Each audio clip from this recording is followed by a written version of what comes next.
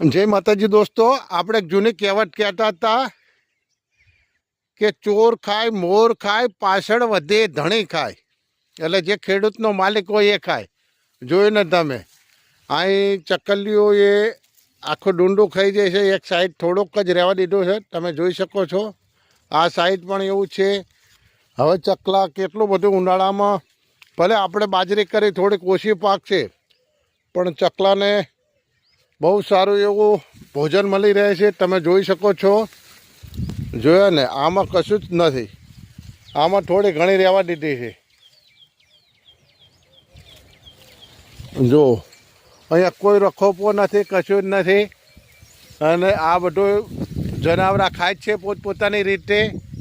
ચકલા બધું અહીંયા બોર છે એટલે બોરનું પાણી પણ મળે છે. આ લીમડાનો સાયો છે એટલે લીમડા ઉપર ખાઈ ખાઈને બેસી જાય છે, એટલે વધુ થોડોક આનો ઘસારો રહે છે. આપ જોઈ શકો છો. તો સાંજે વાવાઝોડું ને વરસાદ આવવાથી આ પાછી નમીએ જાય છે. જોયું?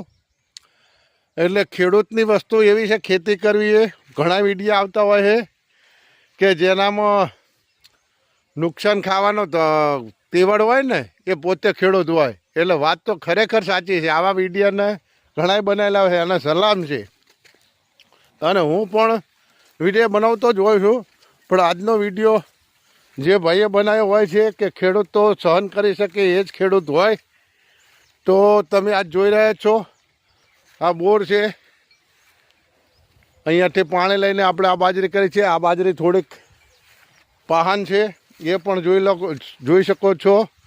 તમને સારો લાગ્યો હોય વિડીયો તો લાઈક ફોલો જરૂર કરજો, જેથી કરી બીજા લોકોને પણ ખબર પડે.